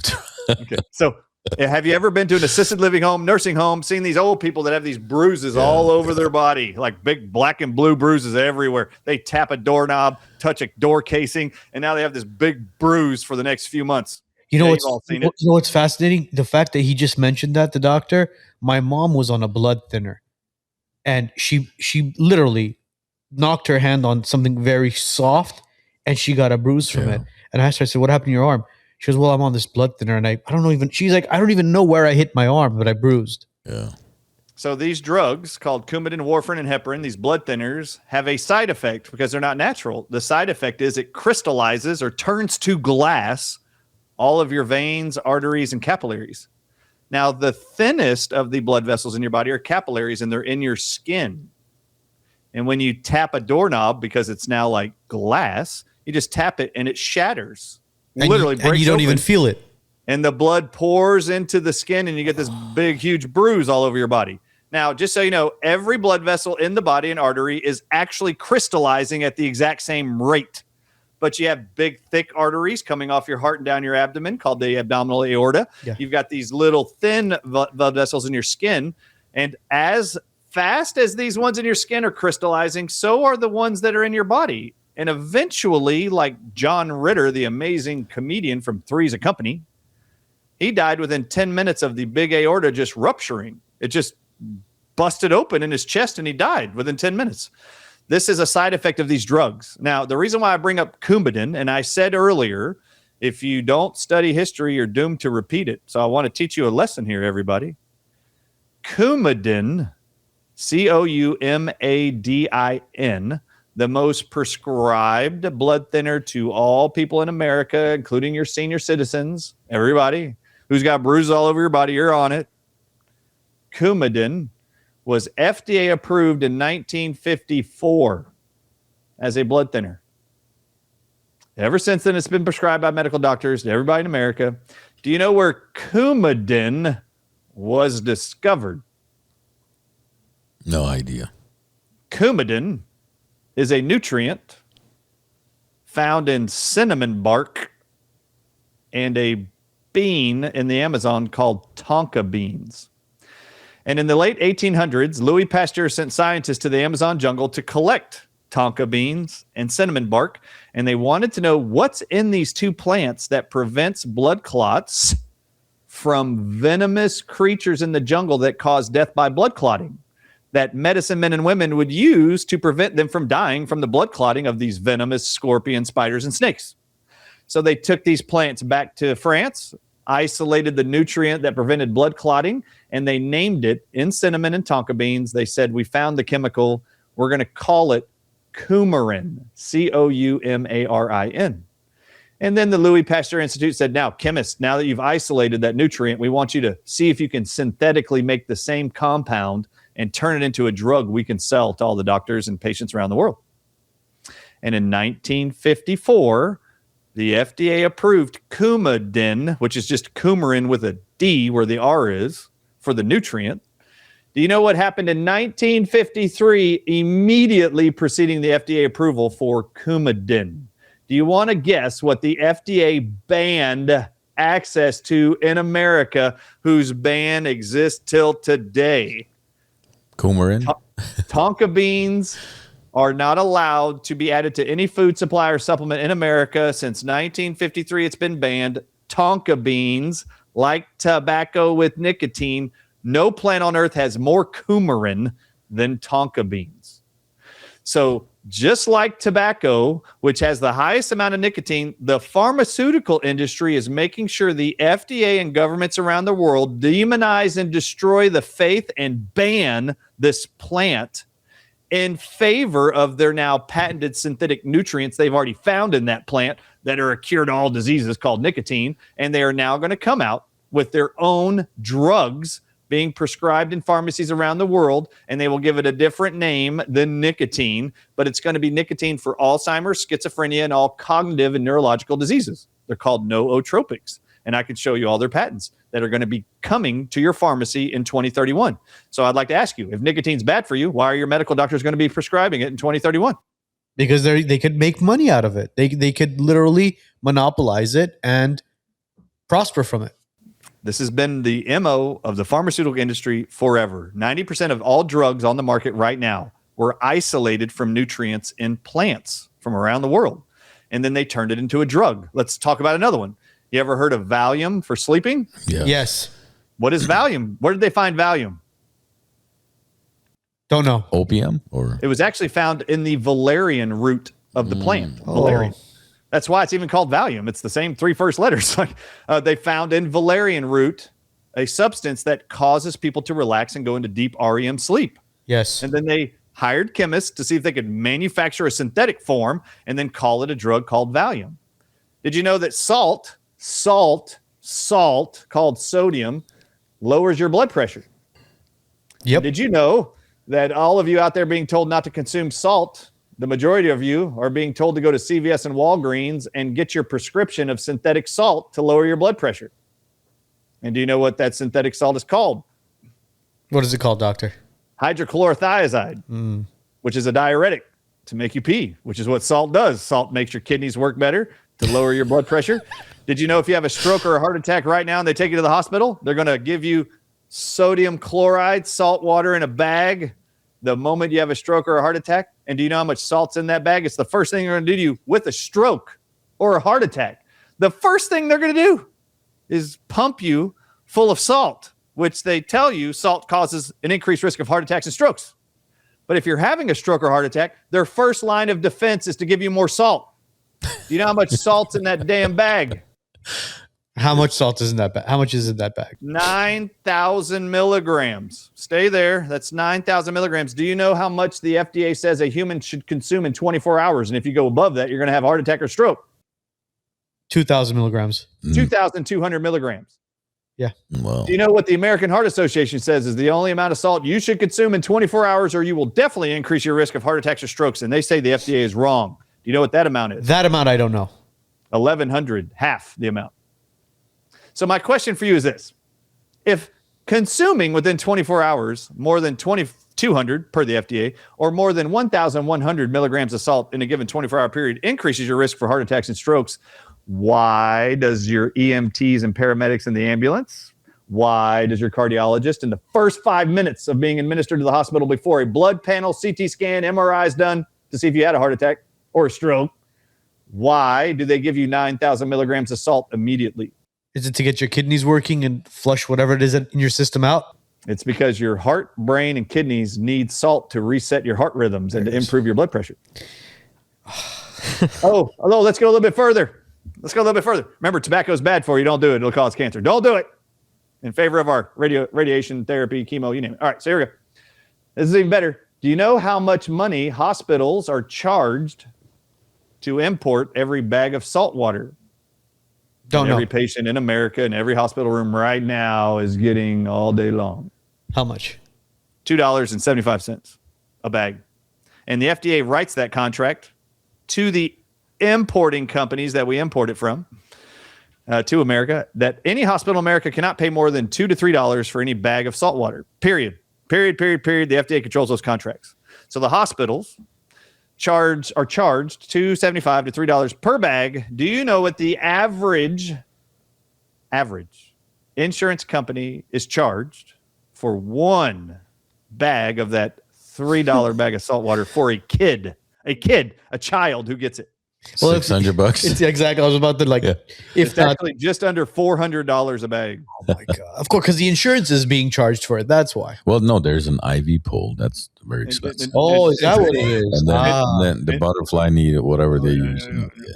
Oh yeah, and what do adults get charged per bag? Do you know? I think that's hitting in the 800 to 900s. I'm assuming it's $875. That's insane. Yeah, it's. So I'd like to ask you if salt's bad for you. Talk about why are we spending more money on healthcare, but we're struggling health-wise in this country? Oh, it's amazing. Yeah. Of the 42 to 46 industrialized nations, we rank second to dead last in health, all measurements of health, including infant mortality. But I'm curious how much we spend on healthcare, doctor. Keeping a baby alive till 1 year old. We suck the most of all industrialized nations. Can you believe that? But I'm curious how much we spend on healthcare ranked in the world. So we're number one. We spend the most on healthcare, yet we're the unhealthiest country, one of the unhealthiest countries in the world. Yep. Number 42 ranked in the world. Oh, let's go there. Okay, ready? All right. So how many people are in America compared to the whole globe? Do you know what the percentage of the world's population is American? No, tell us. Well, about 350 out of 8.5 billion, right? So, So the measurement is 4.7%. We are 4.7% roughly the population of the whole world in America. Now, picture this. There's 8-point-something billion people in the whole world. Did you know that drug companies make drugs for the whole world every year? Of course. Okay, so drug companies make drugs for everyone around the world, the 8 billion people. Do you know what percentage of that 100% of drugs made every year for all of the world? Do you know how much of them being made each year are only swallowed and injected by Americans? 2/3, I would say. It's actually 53%. More than half. How is it possible that 4.7% of the whole world's population is consuming 50% plus of all the drugs being made every year around the world? And yet we spend more money on healthcare, and we are the sickest of all countries in the world. And when it comes to COVID-19, this should shock all of you. What country had more people die in their systems of health called hospitals than any other country in the whole world during COVID-19's entire pandemic? I'm going to say the United States. The United States. Yeah. By I'm double the next country, which was Brazil. So I'd like to ask you, how can the country that spends more money on healthcare in the entire world suck the most at keeping their citizens alive during a pandemic? How could Bulgaria, Romania, the Amazon, Colombia, South America, how could Chile actually keep their citizens alive better than the United States? 100% of them died in hospitals, people. The only country in the whole world during 2020, the whole first year of the pandemic, there was only 3.5 years. The first year of COVID-19, the United States was the only country that had remdesivir going into all of its citizens in hospitals.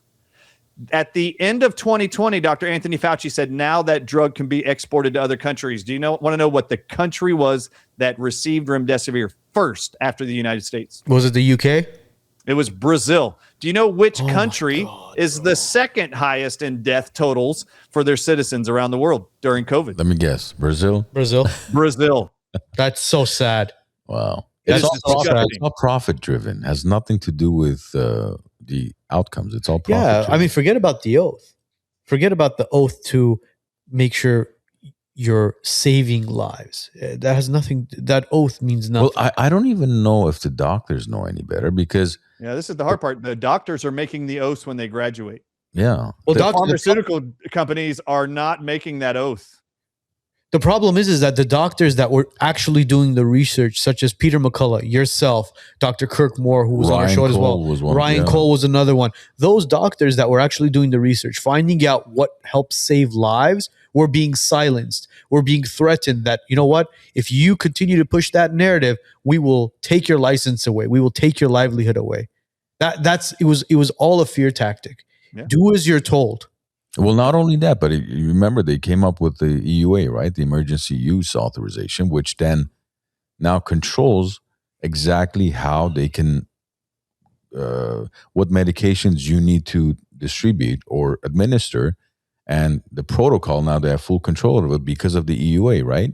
Isn't that how that works? Or Yeah, so the only way they were allowed to take non-FDA approved drug products and force it on medical doctors to administer them in every hospital and clinic around America during COVID was to introduce what's called an emergency use authorization.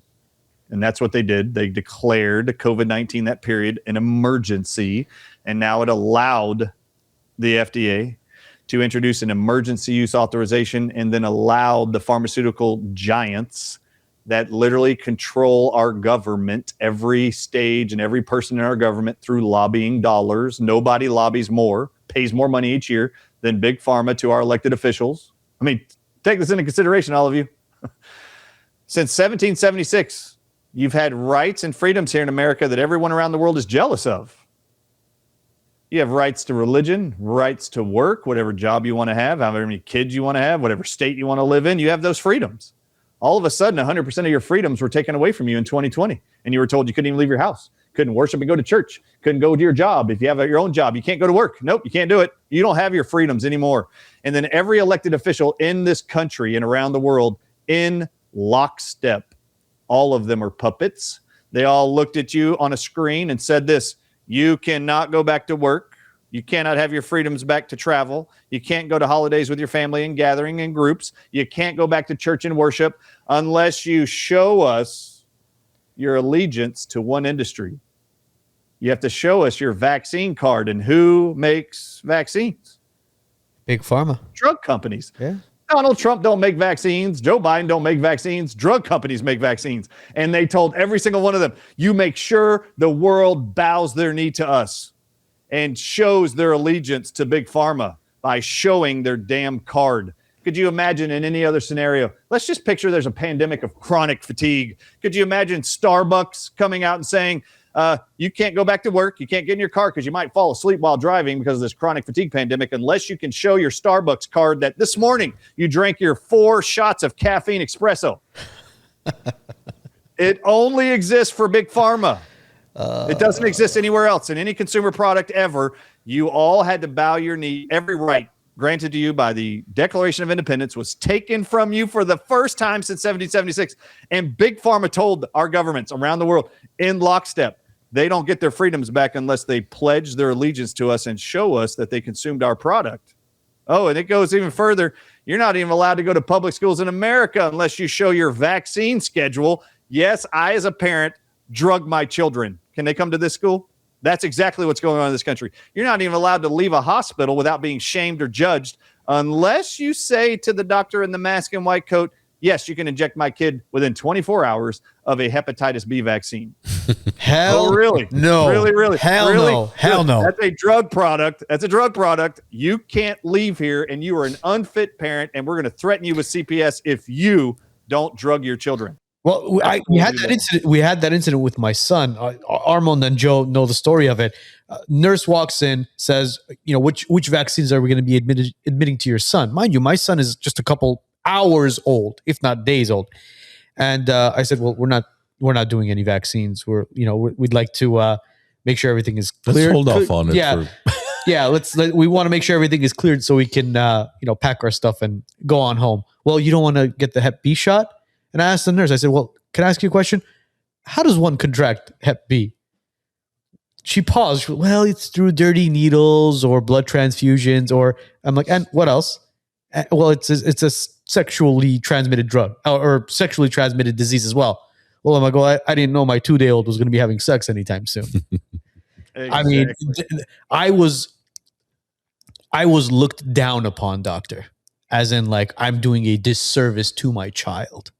Now, a lot of you are going to be confronted with that, so I just want you to know, I would just tell you this. If any person on earth asks you or tries to convince you that you're not a competent parent and you're making a piss poor decision to not vaccinate your kids, I would like to ask you, whoever's watching this, if you've ever done this to somebody else or a loved one in your family, and you've tried to make them feel bad and shame them or judge them for not vaccinating their kids, I'd like to ask you, and if you're not one of those people and you have been shamed before or worry about the judgment of some other expert in a medical coat looking at you and making you feel bad, this is the only thing you need to ask them. If they are so certain that they know that these things are just good for you and your kid, this is all you have to say to them, and they will back off. Just tell them, thank you for telling me that you think this is that important. Can you please just name 3 ingredients in any of the vaccine you're recommending? Yeah. And the moment you do that, they're all going to feel ridiculous, inadequate, and they're going to walk away. They're not going to talk to you anymore, and they're not going to try to convince you anymore because now they know that they're going to presume you know more than they do, and you have no idea. Trust the science, doctor. You got to trust the science. They know what they're doing. Yeah, you do. All right, so let me just ask you, do you guys know any of the ingredients in the hepatitis B vaccines at all? No. I have no idea. So let me just name one for you. Ready? So anybody out there going, your child, if you're a grandparent, you're like, daughter, son, you just had a baby. That baby's in the hospital. I just heard you tell the doctor you don't want to give them the hepatitis B vaccine. You have to do that. Okay, I'd like to ask you, do you know any of the ingredients in that shot? I would say maybe mercury would be one of them, right? Or Yeah, that is. But that's not the ones I'm worried about, actually. Let's talk about neomycin and kanamycin. Do you know what those are? Oh, gosh. No. They sound terrifying.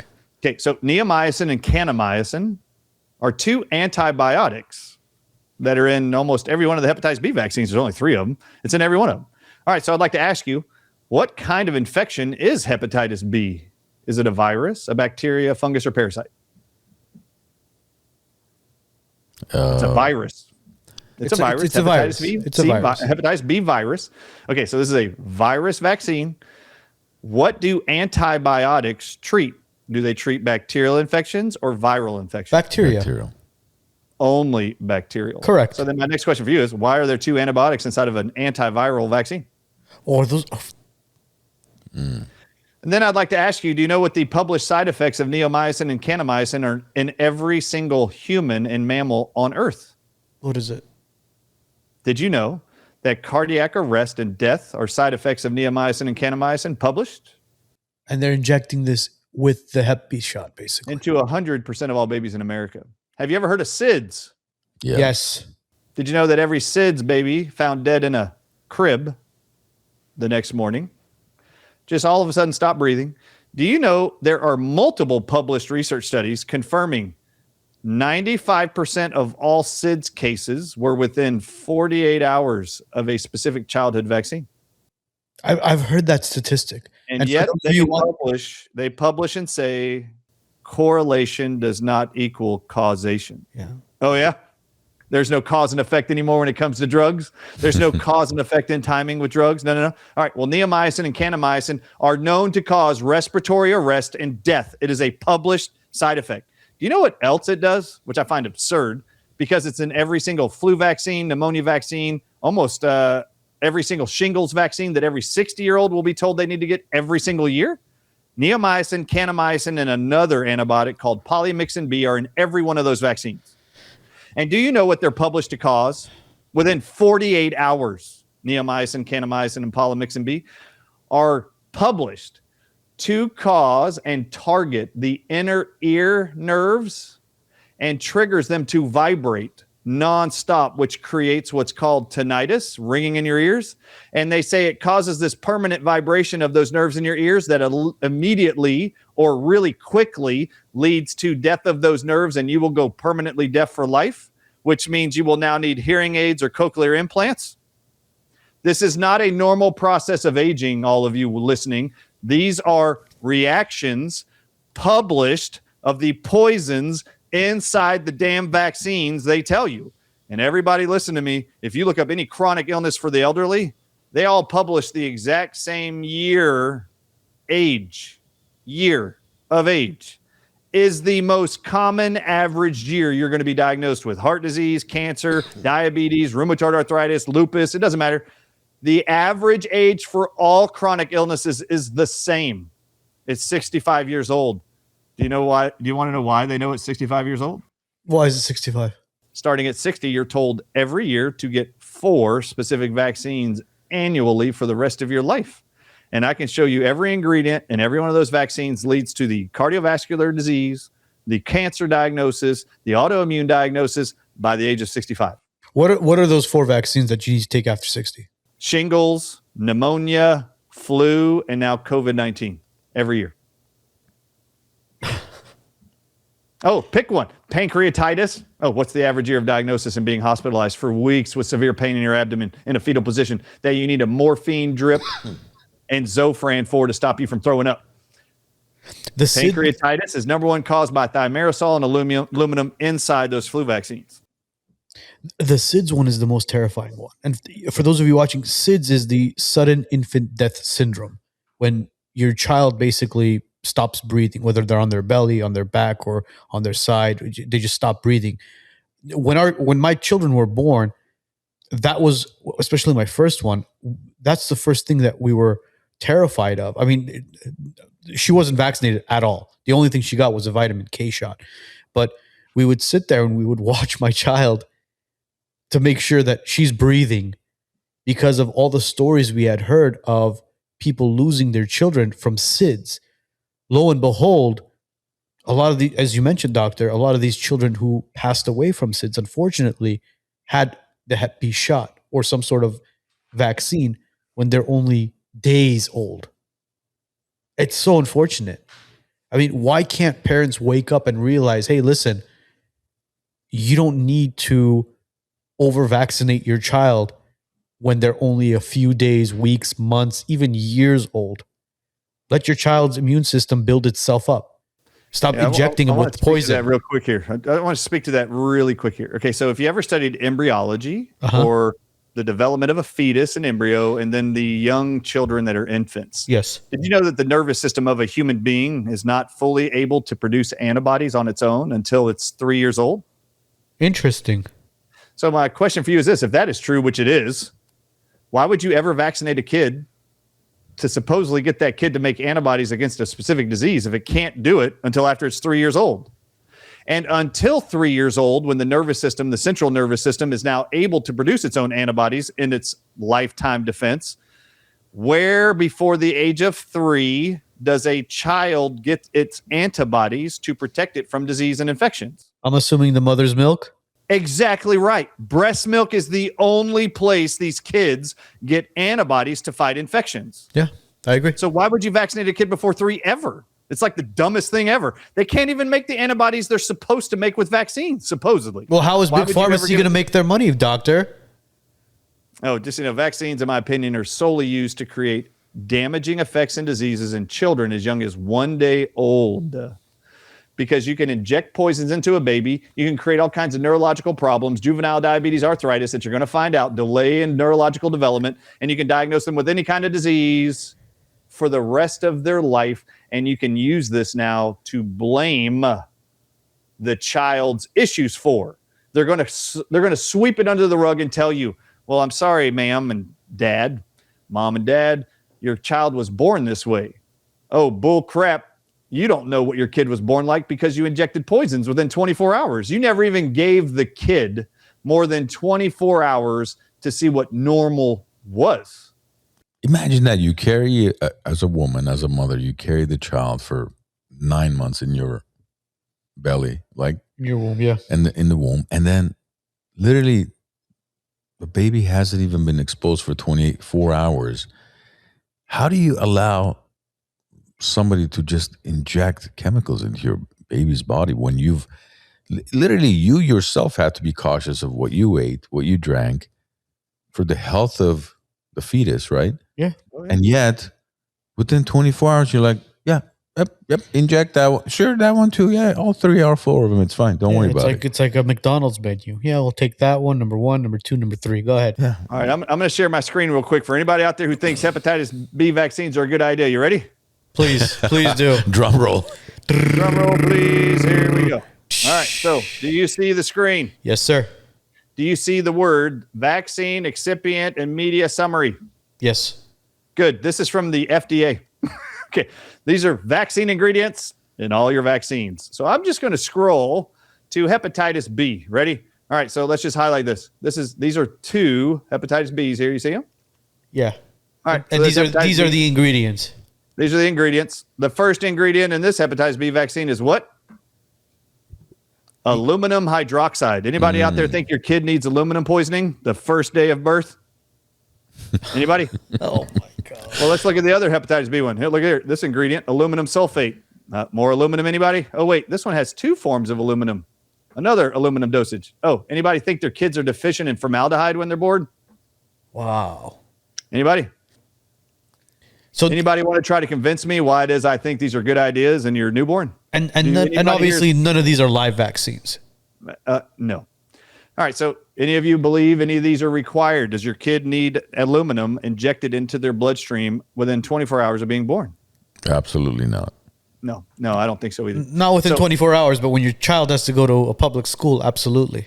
Yeah. So then here's a hepatitis A and B mix called Twinrix. This is actually the most used right now in America. Here's polysorbate 20. Do you know what that chemical does?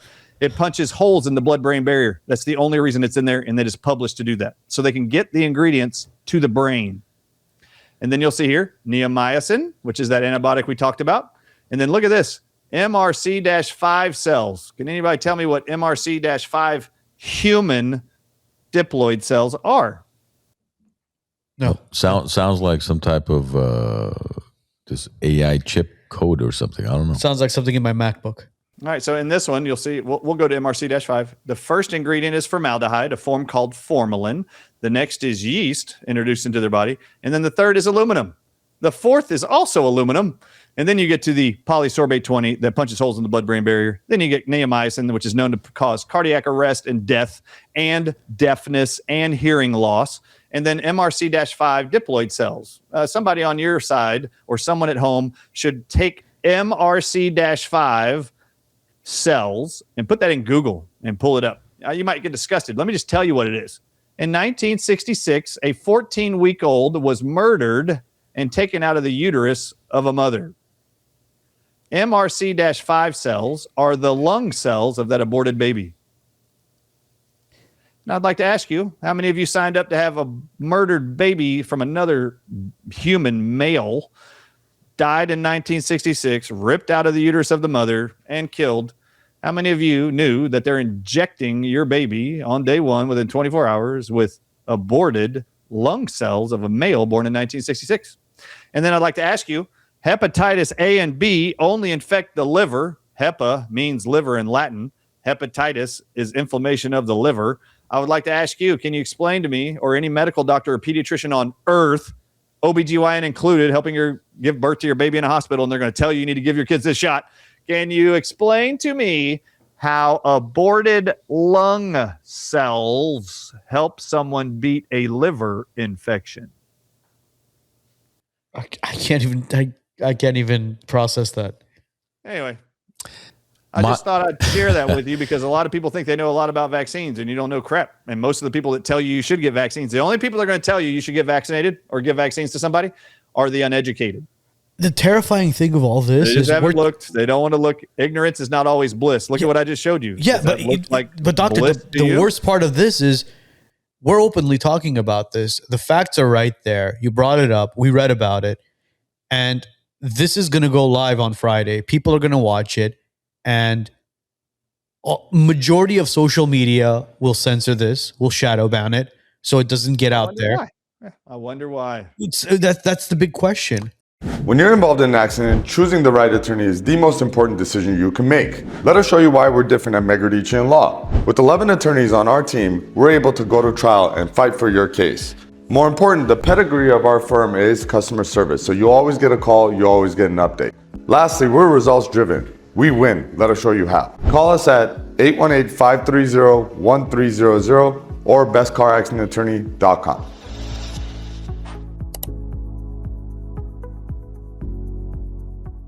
Some doctors treat pain, others help you understand it. Dr. Rafi Guregian has dedicated his career to helping people live stronger, healthier, and more aware of their bodies. His approach goes beyond quick fixes. It's about rebuilding movement, discipline, and mindset. A true professional who's changing the way people think about health and recovery. Presented by the WiseNuts Podcast, highlighting leaders who make a difference. Technology should move your business forward, not hold it back. At Titan Elite IT Services and Consulting, we make sure it does. Our clients don't wait days for help. They get real-time answers, fast resolutions, and dedicated support, both on-site and remote. From Los Angeles to Orange and Ventura counties, our coverage is local, statewide, and nationwide. When you need us, we're already on the way. We're not just an MSP. We build with you, from cloud migration to security to every endpoint in your network. At Titan Elite, we don't just solve problems. We prevent them from happening. We become a part of your team and we grow with you. Titan Elite IT Services and Consulting. Strategic, scalable, trusted, and always on. Anytime you don't know what direction to turn, my approach always, or at least in life has always been, the answer to everything is in nature. Just look at nature. All these chemicals you mentioned, the aluminums and the MC5s and 15s and 4. I mean, where the hell did all this come from? None of it is natural. Yeah. Just look to nature. Like nicotine, right? The cannabises, the fruits and the vegetables and the breast milk, right? Breast milk. I mean, there's a reason why a woman gives birth, and that's the only time they have breast milk. They don't have it the rest of the time, right? You can't just say, "Hey, honey, I'm making some coffee. You mind if I, we're out of milk?" Like, no, it's only after the baby's born, then they're lactating, and that's the only time. And why did God create it this way? God does amazing things, man. Because it's like you said, natural antibiotic. That's what develops the immune system, the microbiome of the baby, and you're pretty much the mom is feeding the baby, and the mom's in the same environment with the baby majority of the time. The mom has an immune system older than 3 years old that is producing antibodies against the things the baby and the mom are being exposed to in the same environment. It knows and is designed to give the protection to the baby. Antiviral, antibacterial, do that. Yeah, antiviral, antibacterial, and anti-inflammatory. And what you're doing with all of this, just look, I'm oversimplifying it, but I think that's how I understand it. You're disrupting nature when you do this, and that's the purpose. Let's disrupt nature. The natural ability for you, because our bodies, our immune system has the ability to fight off any disease out there, as long as it's in a healthy state. Now, if you're going to disrupt it with all these, man-made chemicals, guess what? It will not have the ability to fight off anything. Mm-hmm. You're going to become a lifelong customer of the pharmaceutical industry, the healthcare systems, and that's exactly where they want you to be. From the moment they're born, even before birth, right? Well, have you been taking these? Have you been taking that? Even to a pregnant woman, it's like... there's 3 vaccines for pregnant women now that all of them get. Yeah, it's insane, bro. Just trust nature. Trust God, trust nature. That's it. You don't need anything else. I have a supplement brand called Nature Wins because I can't imagine anything's better than what God can create. But now, just to, I guess, wrap things up, because I know a lot of people are going to have questions as to, okay, this is all fantastic information, but what do I do? Do I just go online, order a transdermal, nicotine patch? Do I buy some tobacco leaves? Do I boil it? Do I drink it as tea, soak my feet in it, or lay down in the bathtub with it? People are obviously going to have questions, right? I have questions as to, okay, I want to try it out myself, other than, let's say, smoking cigars. How do I introduce this to my family? What's the best method? Where do we go to find out this, get access to, let's say, natural nicotine tobacco products? Yeah. So the very first thing I think is the easiest to recommend is just go get the book. Chapter 13 is called Just in the Nicotine of Time. And I actually walk all audiences through how to begin the process of using nicotine agents or tobacco products. So I start with slow, low dose and slow. So for the first week, I usually recommend 1 to 3 milligrams of any type, a gum, mint, suck it, patch, if you're going to do it, and then work your way up to the next week to go up to 7 milligrams. You can go up to 14 milligrams based on your conditions. Like we showed the MCI, the mild cognitive impairment study at 15 milligrams. They don't sell 15 milligram patches. They're only 7, 14, and 21. So I would recommend getting the book. Also at the drardisshow.com at the resources tab is a blue button that is titled The Other N Word. And that word is nicotine, other N word. It is a 387 slide presentation summarizing all the medical research studies confirming nicotine and the doses in the studies help to prevent and reverse Alzheimer's, Parkinson's, MS, hypothyroidism, ulcerative colitis, autism, myocarditis, brain tumors called glioblastomas. I walk you through and show you all that evidence in that research. I actually wear a 7 milligram nicotine patch every day. I've worn a nicotine patch for 4 straight years. I will wear one until the day I die. And any of you out there, Wise Nut fans, you want to come to my wake one day if you're still alive, pull up my shirt in the casket. I will have my nicotine patch on and be buried with it. There's a reason for that. You guys don't know this, but nicotine is the perfect antidote to all viruses. Well, every year of our life, we're going to be told there's flu viruses that we're exposed to, common cold viruses called corona and adenoviruses. And then you're told there's a threat of HIV, Marburg, Ebola, Zika, you name it. All viruses, rabies included, are prevented and cured with nicotine. So why would I not have a small dose of nicotine on me all day long to make sure I prevent having any of these unnecessary symptoms from what they call viruses? So you can go download that PowerPoint for free. It's free. Just go to the resources tab and download the other N-word. Also, I have a 3.5 hour podcast where I present the whole podcast with all the PowerPoint. It is the most visited, downloaded page on my website. And I will say this, I don't even have a nicotine product to sell you. I've never had one. It's just something I find very passionate that very quickly resolved all long COVID symptoms that the government published in 2024, a document that said all Americans who have long COVID, of which is up to 80 million of you, will have your symptoms for 10 years. No, you don't. You might have them for 6 days if you just read the research and try the nicotine product that the world's trying to ban right now, and then all your symptoms will be resolved. My wife had no taste or smell, ringing in her ears so loud she couldn't hear me talk or hear the TV for 2 years. She had POTS for the last 6 months, meaning she would stand up and get dizzy and fall. And I used ivermectin for 1.5 years. I used hydroxychloroquine for 1.5 years. I used zinc. Nothing improved her. 3 days of chewing 2 milligram nicotine gum several times a day, and 100% of her taste, 100% of her smell, her tinnitus went away, and the POTS completely resolved. It transformed my home, my own personal life. So you can have your life transformed. You can go back to normal. And that's why I wrote this book.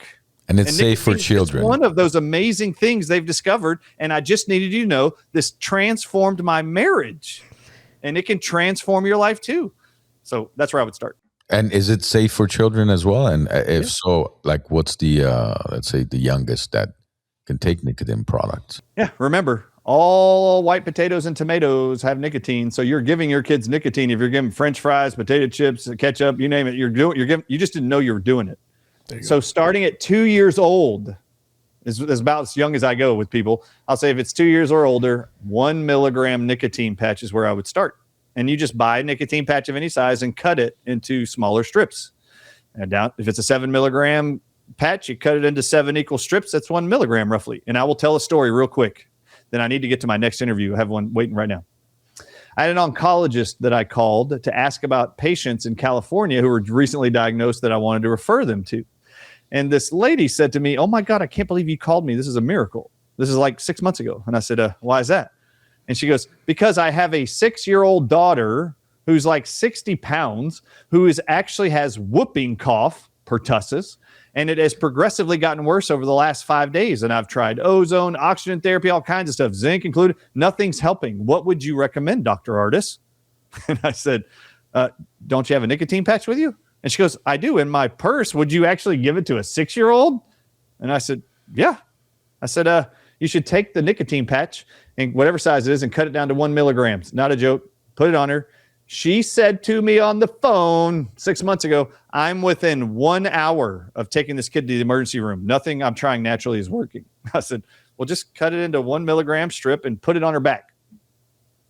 Not a joke. This is like 8 o'clock at night, 8 p.m.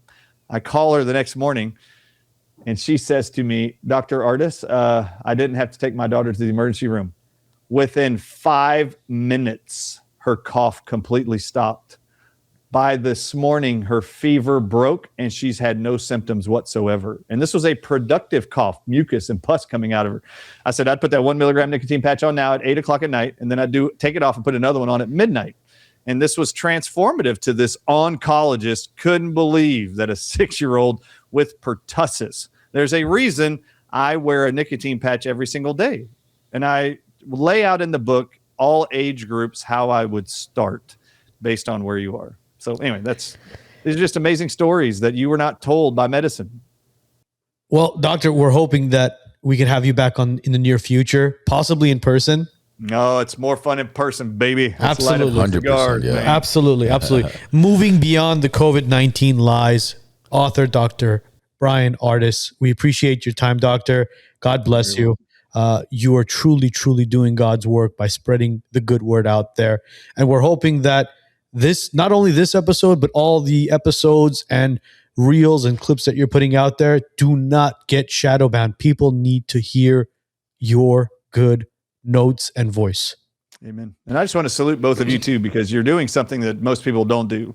And you've created an audience that trusts you, and you're bringing up topics that are very hard for people to swallow. So I'm very proud of everyone who is finding ways to get truth and conspiratorial, controversial topics, at least to the frontal cortex of people around the world. So I applaud you for helping us, me, Peter, Kirkmore, you name it, helping us get the messages around the world, because there are very few of us who take the time to do the research, apply it clinically to people, and watch lives transform, and then are brave enough to tell you about it. And the great part of all you do.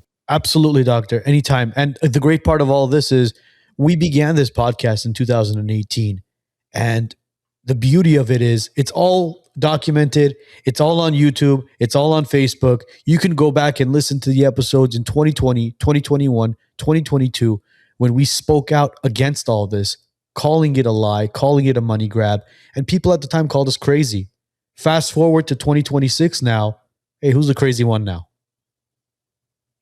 And how many people lost loved ones unnecessarily? That's the disgusting part. Unfortunately.